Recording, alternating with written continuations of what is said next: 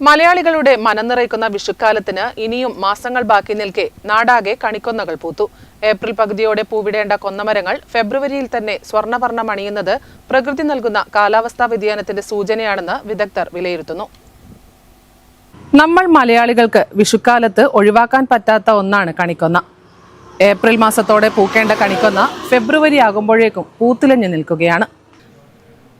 മലയാളികളുടെ മനം നിറയ്ക്കുന്ന വിഷുക്കാലത്തിന് ഇനിയും മാസങ്ങൾ ബാക്കി നിൽക്കെ വേനൽ ചൂടിൽ കാഴ്ച വിരുന്നൊരുക്കി നാടെങ്ങും കണിക്കൊന്നകൾ പൂത്തുലഞ്ഞു. മരച്ചില്ലകളിൽ സ്വർണ്ണവർണ്ണങ്ങളിൽ തൂങ്ങിക്കിടക്കുന്ന കൊന്നപ്പൂക്കൾ മലയാളികൾക്ക് വെറുമൊരു കാഴ്ചയല്ല, അത് വരാനിരിക്കുന്ന ഐശ്വര്യപൂർണമായ വിഷുക്കാലത്തിന്റെ അറിയിപ്പ് കൂടിയാണ്.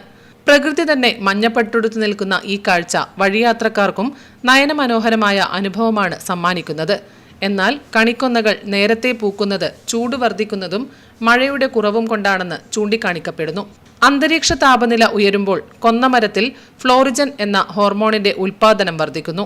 ഇത് ചെടികൾ വേഗത്തിൽ പൂവിടാൻ കാരണമാകുന്നു.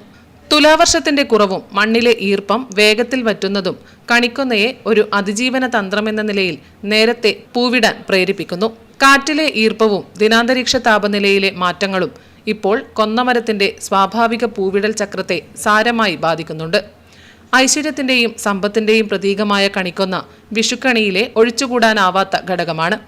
സാധാരണഗതിയിൽ ഫെബ്രുവരി മുതൽ മെയ് വരെയാണ് ഇതിന്റെ പൂക്കാലമെങ്കിലും ഏപ്രിൽ മാസത്തിലെ വിഷുവിനാണ് ഇതിന് ഏറ്റവും കൂടുതൽ പ്രാധാന്യം ലഭിക്കുന്നത്. എന്നാൽ മാർച്ച് എത്തുമ്പോഴേക്കും പൂക്കൾ കൊഴിഞ്ഞുപോയി കണിക്കൊന്നകൾ ഇലപ്പച്ചയിലേക്ക് മാറുന്നത് വിഷു ആഘോഷങ്ങളെ ബാധിക്കുമോ എന്ന ആശങ്കയിലാണ് ജനങ്ങൾ. പ്രകൃതിയുടെ ഈ താളം തെറ്റൽ വരും കാലങ്ങളിൽ കൃഷിയെയും പരിസ്ഥിതിയെയും എങ്ങനെ ബാധിക്കുമെന്നത് ഗൗരവകരമായി തന്നെ കാണേണ്ടതുണ്ട്. Network news, Payyanur.